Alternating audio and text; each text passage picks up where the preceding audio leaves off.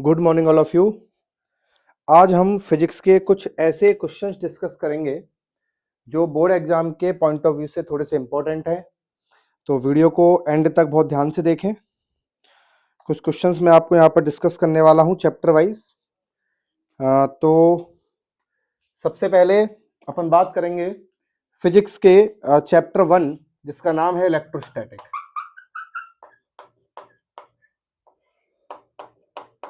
Chapter 1 जिसका नाम है इलेक्ट्रोस्टैटिक। देखिए, इस चैप्टर के अंदर सबसे ज्यादा जो इंपॉर्टेंट टॉपिक जो यहाँ बनता है वो ये बनता है कि आप सबसे पहले तो इलेक्ट्रिक फील्ड लाइंस की कोई भी 4 प्रॉपर्टीज याद कर लें। पहला पॉइंट इसमें बनता है इलेक्ट्रिक फील्ड लाइंस की प्रॉपर्टीज। इलेक्ट्रिक फील्ड लाइंस की प्रॉपर्टीज आप याद कर लें, क्योंकि इसके आने के चांसेस बहुत ज्यादा हैं। इलेक्ट्रिक फील्ड लाइंस की प्रॉपर्टीज आप याद कर लें। दूसरा जो इंपॉर्टेंट यहां बनता है वो बनता है गाउस लॉ।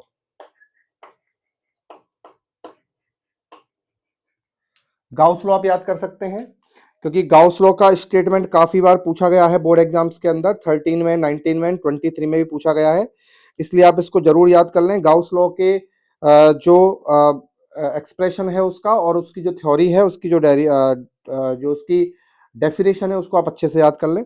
ठीक है। तीसरी डेफिनेशन यह बनती है इलेक्ट्रिक फ्लक्स की। इलेक्ट्रिक फ्लक्स की डेफिनेशन बनती है, और इलेक्ट्रिक फ्लक्स का न्यूमेरिकल भी आने की संभावना आपके ऑब्जेक्टिव में बन सकता है। तो इलेक्ट्रिक फ्लक्स का न्यूमेरिकल भी आप अच्छे से याद कर लें। इलेक्ट्रिक फ्लक्स का न्यूमेरिकल बिल्कुल आ सकता है 100%। ठीक है। चौथा आपकी चीज बनती है इलेक्ट्रिक डाइपोल के डेरिवेशन। इलेक्ट्रिक डाइपोल जो है उसका जो डेरिवेशन है, डेरिवेशन में आपको बता दूं, इलेक्ट्रिक डाइपोल का जो डेरिवेशन है वो 2 डेरिवेशन है। पहला है आपका एक्सियल लाइन पे है और एक है इक्वेटोरियल पे। तो ये दोनों आप अच्छे से करके जाएं। एक्सियल और इक्वेटोरियल के डेरिवेशन बिल्कुल आ सकते हैं, इंपॉर्टेंट है एग्जाम के अंदर। क्लियर। उसके बाद इलेक्ट्रिक डाइपोल मोमेंट की डेफिनेशन तो आप याद कर ही लेना, ये डेफिनेशन तो आपको याद करनी है। गाउस लॉ का डेफिनेशन याद कर लेना। क्लियर है। और इलेक्ट्रिक फील्ड लाइन की प्रॉपर्टीज मैंने आपको बताई दी, इलेक्ट्रिक फील्ड लाइन की प्रॉपर्टीज इंपॉर्टेंट है। क्लियर। उसके बाद इलेक्ट्रिक फ्लक्स का न्यूमेरिकल इंपॉर्टेंट है, इलेक्ट्रिक फ्लक्स का न्यूमेरिकल आप जरूर याद कर लेना। और इस चैप्टर में से जितनी भी आपकी यूनिट्स हैं, यूनिट्स और जितनी भी आपकी इसमें डायमेंशंस हैं, उनको आप जरूर कर लेना। क्लियर है। तो ये 5 चीजें बहुत ध्यान रखें। एक तो मैं आपसे अभी भी कह रहा हूं कि इलेक्ट्रिक फील्ड लाइन की प्रॉपर्टीज, गाउस लॉ का स्टेटमेंट, इलेक्ट्रिक फ्लक्स और उसका इलेक्ट्रिक फ्लक्स का न्यूमेरिकल जरूर देख लेना, आने की संभावना है। इलेक्ट्रिक डाइपोल के दोनों डेरिवेशन, एक्सियल और इक्वेटोरियल वाले। और एक मैं आपको बता दूं, एक electric field due to infinite line charge. Electric field due to infinite line charge, ये भी इंपॉर्टेंट है। ये 6 चीजें आप आराम से कर सकते हैं। लास्ट मोमेंट पे अगर आप लोगों की पढ़ाई अच्छे से हो चुकी है तो लास्ट मोमेंट पे डेरिवेशन आप आराम से करके जा सकते हैं, ये पूरा पढ़ के जा सकते हैं। लेकिन ये वीडियो आप तभी देखें जब आपकी पूरी जो है एक बार रिवीजन हो चुका है। क्लियर है। उसके बाद चैप्टर नंबर 2। चैप्टर नंबर 2 में अपन बात करें तो चैप्टर नंबर 2 में सबसे पहला पॉइंट चैप्टर नंबर 2 में अपन लेते हैं। चैप्टर नंबर 2 है आपका electrostatic potential and capacitor. Electrostatic potential and capacitor. Clear है। तो पहला पॉइंट इसमें जो बनता है वो बनता है इक्वेटोरियल सरफेस, यहां पर इक्विपोटेंशियल सरफेस। इक्विपोटेंशियल सरफेस की डेफिनेशन और उसकी प्रॉपर्टीज आप याद कर लें। क्लियर है। इक्विपोटेंशियल सरफेस की प्रॉपर्टीज और उसकी डेफिनेशन आप अच्छे से याद कर लें। क्लियर है। और उसके बाद इसमें नॉर्मल है कैपेसिटर, छोटी छोटी डेफिनेशन अगर जो पूछी गई है, जैसे कैपेसिटर की डेफिनेशन है, कैपेसिटेंस है क्या होता है, ठीक है, इलेक्ट्रिक पोटेंशियल क्या होता है, ठीक है, और पोटेंशियल डिफरेंस क्या होता है। ठीक है, ये आप जरूर याद करें। क्लियर। ये 2 चीज बहुत इंपॉर्टेंट है, इक्विपोटेंशियल सरफेस की प्रॉपर्टीज और ये सारी चीज आप देख लें अच्छे से तरीके से करके। क्लियर है। उसके बाद अपन बात करें इसमें देखो इसमें से न्यूमेरिकल आने की संभावना थोड़ी सी कम लग रही है इस चैप्टर के अंदर से, और अगर न्यूमेरिकल आता भी है तो आप जो सीरीज कॉम्बिनेशन और पैरेलल कॉम्बिनेशन के जो क्वेश्चंस हैं, सीरीज एंड पैरेलल कॉम्बिनेशन के जो क्वेश्चंस हैं उसके जो न्यूमेरिकल हैं, बहुत नॉर्मल न्यूमेरिकल जो हैं, जो सीधे सीधे न्यूमेरिकल होते हैं कि 3 कैपेसिटर को अपन ने सीरीज में जोड़ दिया, ठीक है, उसके साथ एक पैरेलल में जोड़ दिया, तो इनका कैपेसिटेंस फाइंड आउट करना। तो ऐसे क्वेश्चंस जो है नॉर्मली पूछे जा सकते हैं, ज्यादा हार्ड क्वेश्चन इसमें से नहीं आएगा। क्लियर है?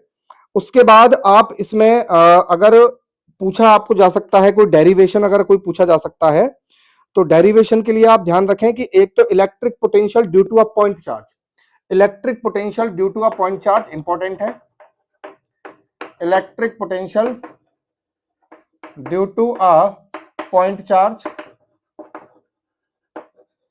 ठीक है। और एक डेरिवेशन सबसे इंपॉर्टेंट जो मैं बता दूं आपको कि principle of parallel plate capacitor PPC, ये आप याद करें अच्छे से, चैप्टर नंबर 2 में से इनको देख लें एक बार, थोड़ा सा देख के जाएं, ठीक है। उसके बाद अपन बात करते हैं chapter number 3 electric current. Chapter number 3 electric current जो है उसमें मैं आपको बता दूं कुछ इंपॉर्टेंट क्वेश्चंस, जैसे एक तो आप किरचॉफ लॉ के स्टेटमेंट जरूर याद करके जाएं चैप्टर नंबर 3 में से, चैप्टर नंबर 3 में से आप याद करके जाएं किरचॉफ लॉ। किरचॉफ के 2 लॉ होते हैं, पहला लॉ आपका केसीएल और एक आपका केवीएल। इनका स्टेटमेंट आप जरूर याद करें, किरचॉफ लॉ का जो स्टेटमेंट है उसको जरूर याद करें। क्लियर है? और उसके बाद आप किरचॉफ लॉ के बाद आप इसमें पढ़ सकते हैं ड्रिफ्ट वेलोसिटी, ड्रिफ्ट वेलोसिटी की डेफिनेशन, ओम्स लॉ का statement, drift velocity definition, Ohm's law का स्टेटमेंट आप इसमें पढ़ सकते हैं। किरचॉफ का लॉ मैं अभी भी कह रहा हूं बहुत ज्यादा इंपॉर्टेंट है, उसको बहुत अच्छे से देख के जाना, ठीक है ना। और एक आपका व्हीटस्टोन ब्रिज,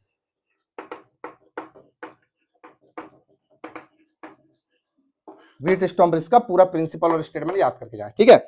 तीसरा पॉइंट इसमें जो है इंपॉर्टेंट ये है, अच्छा ओम्स लॉ की लिमिटेशंस भी देख के जाएं आप, लिमिटेशंस भी ओम्स लॉ की आ सकती है, इंपॉर्टेंट, ठीक है, ये याद कर लें, ठीक है। एक आपका ड्रिफ्ट वेलोसिटी का डेरिवेशन भी आप देख के जाना, डेरिवेशन जो है वो इंपॉर्टेंट है, सिंपल सा डेरिवेशन आराम से हो जाएगा, डेरिवेशन और इसके जो रिलेशंस हैं, ड्रिफ्ट वेलोसिटी का रिलेशन इलेक्ट्रिक करंट के साथ आई बराबर N E A V D.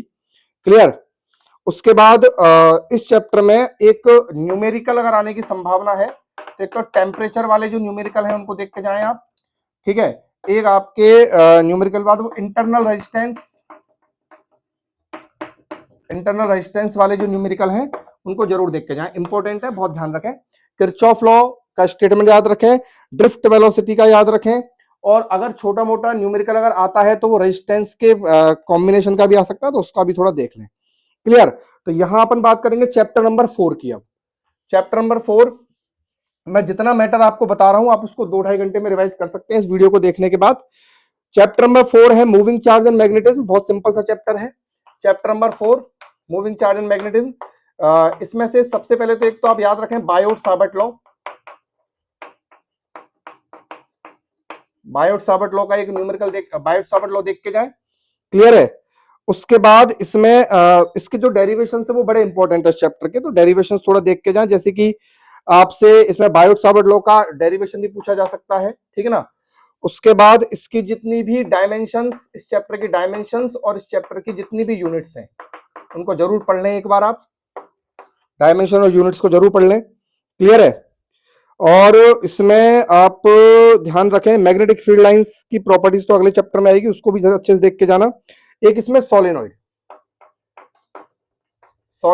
पढ़ लेना अच्छे से, सोलेनॉइड भी इंपॉर्टेंट है, आ सकता है एग्जाम के अंदर, सोलेनॉइड आ सकता है। और इसमें आप एम्पियर सर्क्यूटल लॉ,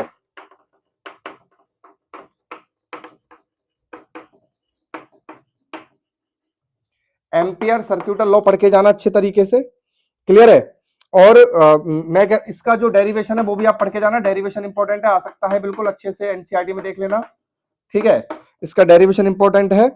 और मैग्नेटिक फील्ड डेरिवेशन के लिए बहुत ध्यान रखना, डायग्राम बनाना बहुत ज्यादा जरूरी है। जितने भी आप क्वेश्चंस करेंगे डेरिवेशन है उनमें डायग्राम के बिना उनको मत छोड़ के आना, क्योंकि बिना डायग्राम के क्वेश्चंस नहीं कंसीडर किए जाएंगे। क्लियर। उसके बाद अपन बात करते हैं मैग्नेटिक फील्ड के बाद अपन मूविंग चार्ज हो गया। इसमें से मैग्नेटिक फील्ड लॉन्ग सोलेनोइड की वजह से जरूर याद कर लेना है, बहुत मतलब इंपॉर्टेंट है। 4 ये जो पॉइंट है आप ध्यान रखें। उसके बाद आते हैं चैप्टर नंबर 5 पे। चैप्टर नंबर 5 है आपका मैग्नेटिज्म एंड मैटर। मैं आपको ज्यादा नहीं बता रहा हूं, लास्ट में रिवीजन के लिए वीडियो आप देख सकते हैं, magnetism and matter. Magnetism matter chapter जो है इसमें आप ध्यान रखें कि इसमें सबसे ज्यादा इंपॉर्टेंट जो है वो है आपके मैग्नेटिक मटेरियल की क्लासिफिकेशन, जैसे कि डायामैग्नेटिक मटेरियल, डायामैग्नेटिक, पैरामैग्नेटिक, इनका रीजन क्या है, ठीक है, ये जरूर पढ़ के जाएं। डायामैग्नेटिक पैरामैग्नेटिक का रीजन क्या है, इनकी प्रॉपर्टीज भी ध्यान रखें, बहुत इंपॉर्टेंट है इसकी प्रॉपर्टीज भी, ठीक है। उसके बाद डायामैग्नेटिक सब्सटेंस क्या होते हैं, इसमें से न्यूमेरिकल आने की संभावना बहुत ही कम है। और एक आपका इसमें से जो आने की संभावना है वो है आपका relation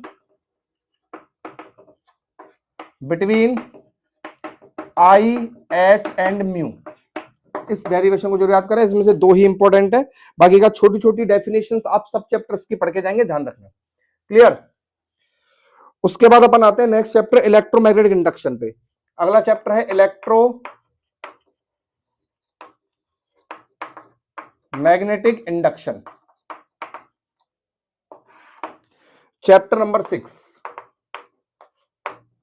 chapter number 6 electromagnetic induction में सबसे पहले आप फैराडे लॉ ध्यान रखें, फैराडे लॉ पढ़ के जाएं बिल्कुल अच्छी तरीके से। पहला है फैराडे लॉ।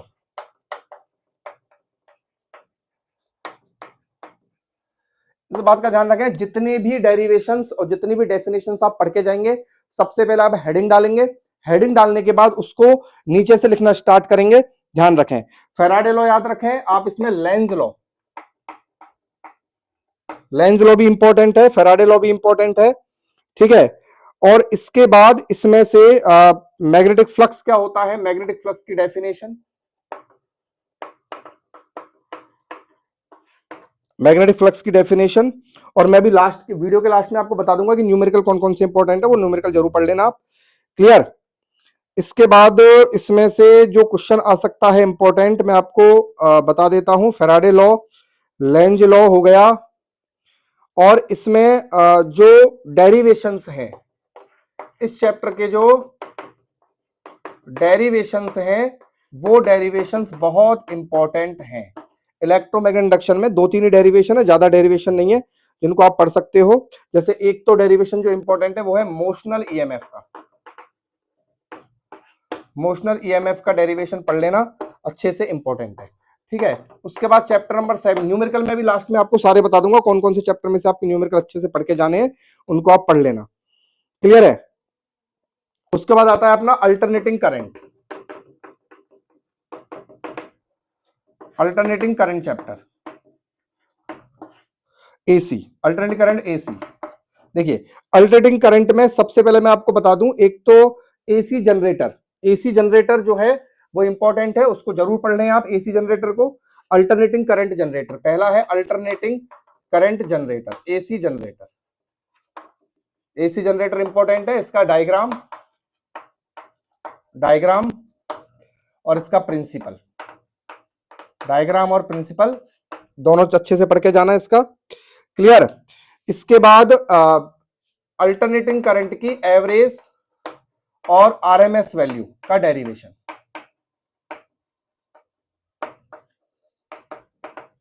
अल्टरनेटिंग करंट की एवरेज और आरएमएस वैल्यू का डेरिवेशन जरूर पढ़ के जाएं। इसमें से न्यूमेरिकल आने की संभावना है, मैं आपको न्यूमेरिकल बता दूंगा कि किस किस टॉपिक की न्यूमेरिकल आपको at the end of revision आपको पढ़ना है। क्लियर है। उसके लिए आप थोड़ा सा वीडियो के एंड तक रहना है आपको। क्लियर। तो ये बहुत ध्यान रखें इस चीज का, ये दो चीजों का, ये 2 चीजों की थ्योरी बहुत इंपॉर्टेंट है, ये आ सकती है। मैं केवल आपको इंपॉर्टेंट क्वेश्चंस बता रहा हूं।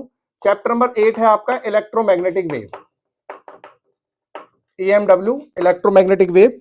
इलेक्ट्रोमैग्नेटिक वेव के अंदर आप एक तो सबसे पहले पढ़ें इलेक्ट्रोमैग्नेटिक वेव की सारी प्रॉपर्टीज ना, इलेक्ट्रोमैग्नेटिक वेव के जो टाइप्स हैं, उनको आप जरूर पढ़ लें। क्लियर है? एक displacement current,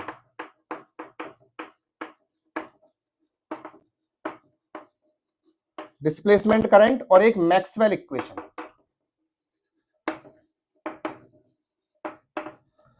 types of electromagnetic wave, displacement current and Maxwell equation आप जरूर पढ़ के जाएं, इंपॉर्टेंट है, आने की संभावना है बिल्कुल अच्छे तरीके से। क्लियर है?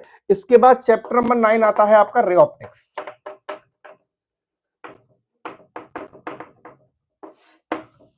रे ऑप्टिक्स में आप इसका रे ऑप्टिक्स एक बहुत डेरिवेशन वाला चैप्टर है, तो आप इसमें ध्यान रखें। एक तो सबसे पहले प्रिज्म के सारे डेरिवेशन, प्रिज्म का जो डेरिवेशन है n is equal to sine delta m plus a by 2 upon sine a by 2, ये जरूर पढ़ के जाना, इंपॉर्टेंट है। ठीक है, ये आने की संभावना है इसको।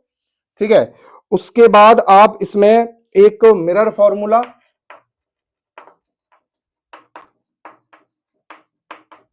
क्योंकि इसमें से एक डेरिवेशन 100% आएगा, इसलिए इसके सारे डेरिवेशंस आप अच्छे से पढ़ लें।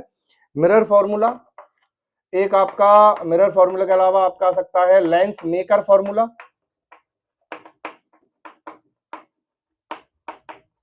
ठीक है, एक इसमें आप पढ़ सकते हैं रिफ्रैक्शन फॉर्मूला। रिफ्रैक्शन फॉर्मूला कौन सा है? रिफ्रैक्शन फॉर्मूला है n2 upon v minus n1 upon u बराबर n2 minus n1 upon r। ये इंपॉर्टेंट फॉर्मूला है, इसको बहुत इंपॉर्टेंट है, ये तीनों डेरिवेशन में से कोई सा डेरिवेशन आ सकता है, ध्यान रखना। क्लियर है? एक आप इसमें माइक्रोस्कोप भी पढ़ के जाए, माइक्रोस्कोप दोनों टाइप के, उनके डेरिवेशंस दोनों पढ़ के जाए, इंपॉर्टेंट है। क्लियर? उसके बाद छोटे मोटे इसमें जैसे कि रिफ्लेक्शन के लॉ हैं, रिफ्रैक्शन के लॉ हैं, टोटल इंटरनल रिफ्लेक्शन क्या होता है ये भी इंपॉर्टेंट है, TIR पढ़ के जाएं। रिफ्लेक्शन की नॉर्मल डेफिनेशन, रिफ्रैक्शन की नॉर्मल डेफिनेशन, इनके लॉज, ये सब पढ़ के जाने हैं आपको। क्लियर है? उसके बाद और पावर ऑफ लेंस क्या होता है ना, ये सारी चीजें आप इनमें पढ़ के जाएंगे। इसके बाद मैं आपको अगला चैप्टर ले लेता हूं, dual nature of matter and radiation. ठीक है, तो dual nature of matter radiation में से आपकी छोटी छोटी डेफिनेशंस बिल्कुल पूछी जा सकती हैं। जैसे पहली डेफिनेशन पूछी जा सकती है आपके वर्क फंक्शन की, वर्क फंक्शन की डेफिनेशन है, अब याद कर लें। आपके थ्रेशोल्ड फ्रीक्वेंसी की याद कर लें, थ्रेशोल्ड वेवलेंथ की डेफिनेशन याद कर लें, ये सारी, और एक फोटो इलेक्ट्रिक इफेक्ट की डेफिनेशन भी याद कर लें, क्योंकि अगर पेपर अगर सिंपल आता है तो ये डेफिनेशन भी आ सकती है, फोटो इलेक्ट्रिक इफेक्ट। क्लियर? दूसरा इंपॉर्टेंट इसमें जो है de Broglie wavelength, de Broglie का जो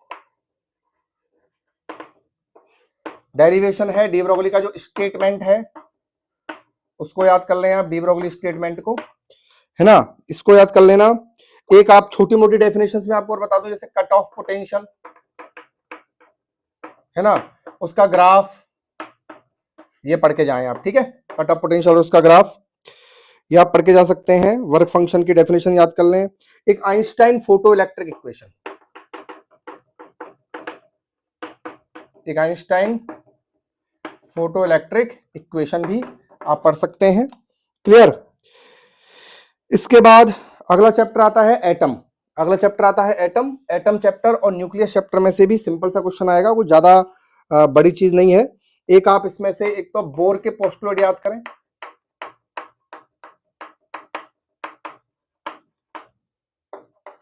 बोर के पोस्टुलेट याद करें। एक इन अच्छा जितने भी इसमें ड्रॉबैक्स है, ड्रॉबैक्स जैसे कि रदरफोर्ड का ड्रॉबैक्स, नील्स बोर का ड्रॉबैक्स, थॉमसन का ड्रॉबैक्स, ये सब याद करके जाएं, क्योंकि ये इंपॉर्टेंट है ड्रॉबैक्स। ठीक है, ड्रॉबैक्स पूछे जा सकते हैं, लिमिटेशंस बोलो चाहे ड्रॉबैक्स बोलो, बात एक ही होती है। क्लियर? उसके बाद इसमें 3 डेरिवेशन है। पहला डेरिवेशन है इसमें रेडियस का 0.529 into n square by z angstrom. एक इसमें डेरिवेशन है वेलोसिटी का 2.18 into 10 to the power 6 into z by n metre per second. और एक इसमें डेरिवेशन है आपके एनर्जी का -13.6 into z square upon n square electron volt. ये 3 डेरिवेशन आप बहुत अच्छे से याद कर लें। उसके बाद अपन आते हैं न्यूमेरिकल न्यूक्लियस चैप्टर पे। न्यूक्लियस चैप्टर की अपन बात करें तो न्यूक्लियस चैप्टर में आप एक तो सबसे पहले बाइंडिंग एनर्जी, मास डिफेक्ट, ठीक है, एक एएमयू के अंदर कितनी एनर्जी होती है 931.5 मेगा इलेक्ट्रॉन वोल्ट, इसको प्रूफ, इसका प्रूफ याद होना चाहिए आपको, ठीक है। एक न्यूक्लियर डेंसिटी का क्वेश्चन पूछा जाता है, न्यूक्लियर डेंसिटी पढ़ ले, हमेशा constant, nuclear density nuclear density constant होती है, इस बात का ध्यान रखें। एक आपका न्यूक्लियर फ्यूजन एंड फ्यूजन की जो नॉर्मल डेफिनेशन है उनको याद करके जाएं, और एक सबसे इंपॉर्टेंट है न्यूक्लियर फोर्स की प्रॉपर्टी जरूर पढ़ के जाना आप लोग। न्यूक्लियर फोर्स की प्रॉपर्टीज बिल्कुल आ सकती है, बहुत इंपॉर्टेंट है न्यूक्लियर फोर्स की प्रॉपर्टीज, भी ध्यान रखें इस चीज का, क्लियर है। अच्छा, उसके बाद अपन बात करते हैं चैप्टर नंबर 14 में से, एक तो पीएन जंक्शन की डेफिनेशन, पीएन जंक्शन कैसे बनता है, प्लस दूसरी बात पीएन जंक्शन जो है उसमें डिप्लेशन लेयर की डेफिनेशन आप जरूर याद कर लें उसके अंदर, क्लियर है। एक बाइसिंग दो तरह की होती है, फॉरवर्ड और रिवर्स, ये दोनों बाइसिंग के जो डायग्राम्स है वो जरूर देख लें और इसका ग्राफ भी देख लें। रेक्टिफिकेशन, रेक्टिफायर जो है दो तरह का होता है, half wave full wave rectifier, और एक ब्रेकडाउन, ब्रेकडाउन दो तरह का होता है, जीनर ब्रेकडाउन और एवलांच ब्रेकडाउन। इनकी डेफिनेशंस अच्छे से याद कर लें क्योंकि शॉर्ट नोट इनमें पूछा जा सकता है।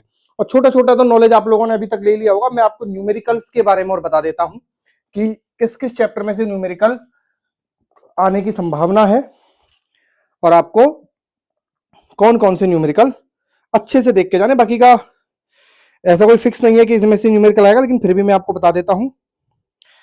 अपन पीछे से स्टार्ट करते हैं, चैप्टर नंबर, सबसे पहले अपन बात करते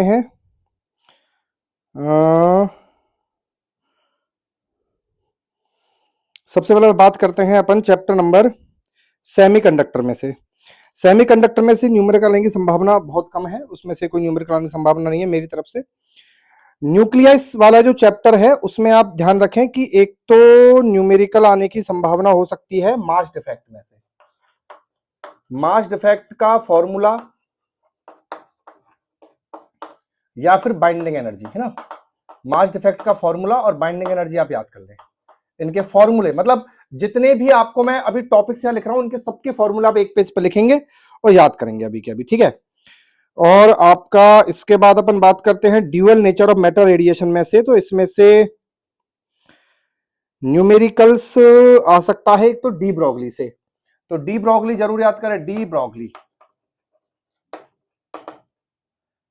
डी ब्रॉगली में से न्यूमेरिकल आने की संभावना है, ठीक है।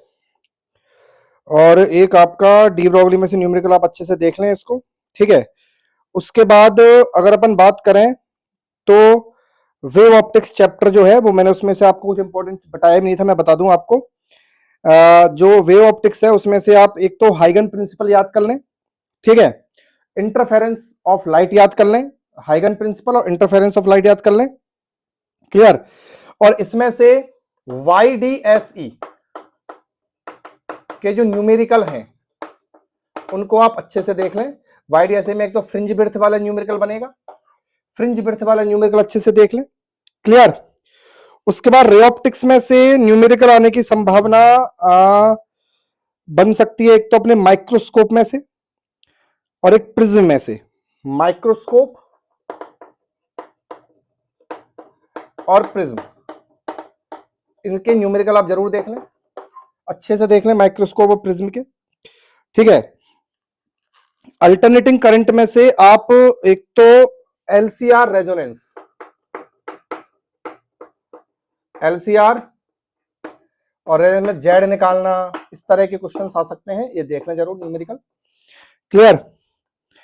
इलेक्ट्रोमैग्नेटिक वेव में से न्यूमेरिकल आने की संभावना बहुत कम है, क्लियर।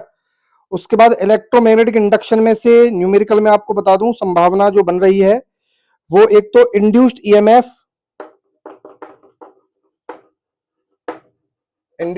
पूछे कि फैराडे लॉ से, और एक न्यूमेरिकल आ सकता है आपका फ्लक्स का, फ्लक्स का न्यूमेरिकल आ सकता है, मैग्नेटिक फ्लक्स का, ये जरूर याद करें आप, क्लियर।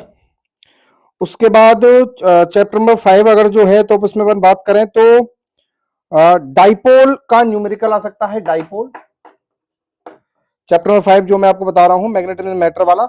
और एक टॉर्क भी पूछा जा सकता है, अब torque of a magnet, bar magnet जो है उसका टॉर्क, ये न्यूमेरिकल आने की संभावना है इसकी, ध्यान रखना। एक तो डाइपोल का न्यूमेरिकल आ सकता है और टॉर्क का न्यूमेरिकल आ सकता है, ठीक है।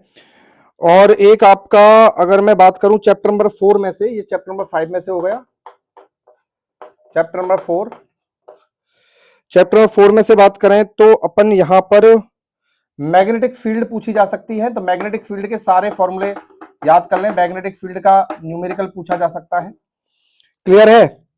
और एक लॉरेंज फोर्स में से भी न्यूमेरिकल आ सकता है, तो लॉरेंज फोर्स का न्यूमेरिकल भी आप याद करें, क्लियर। उसके बाद अपन चैप्टर नंबर बात करें चैप्टर नंबर 3 की, अल्टरनेटिंग इलेक्ट्रिक करंट की, तो इसमें एक तो किरचॉफ लॉ का न्यूमेरिकल आ सकता है, मैंने आपको बता दिया था अभी, एक तो किरचॉफ लॉ और एक इंटरनल रेजिस्टेंस का न्यूमेरिकल आ सकता है, ध्यान रखना। किरचॉफ लॉ और इंटरनल रेजिस्टेंस का न्यूमेरिकल आ सकता है, ध्यान रखें इस चीज का, क्लियर है। टेम्परेचर वाले भी आप याद कर लें, ठीक है। उसके बाद अपन बात करेंगे चैप्टर नंबर 2 में से, तो चैप्टर नंबर 2 में से एक तो सीरीज पैरेलल का न्यूमेरिकल याद कर लें, ठीक है। एक आपका स्टोर्ड एनर्जी न्यूमेरिकल याद करें, और एक इलेक्ट्रोस्टैटिक पोटेंशियल एनर्जी का न्यूमेरिकल याद करें, क्लियर है। चैप्टर 1 का मैंने आपको बता ही दिया था, चैप्टर 1 का आप देख लेना, चैप्टर 1 फ्लक्स में से न्यूमेरिकल आने की संभावना है, ठीक है। तो आप आराम से तैयारी करिए, आप सभी लोगों को बहुत बहुत शुभकामनाएं 12th क्लास के पेपर के लिए, अच्छे से पेपर करके आना सारे बच्चे, ठीक है। और उसके बाद चैप्टर 1 में से, अच्छा एक बात मैं आपको बता दूं कि अपन को जो पेपर करना है वो पेपर इस तरीके से करना है कि सबसे पहले तो आप क्या करेंगे, जितने भी मान लो कोई भी आपके पास डेरिवेशन आता है, तो डेरिवेशन की सबसे पहले आप जो लाइन लिखी जाती है कि consider, let us consider a line charge of length L, मतलब इस तरीके से आप जो है जरूर लिखें।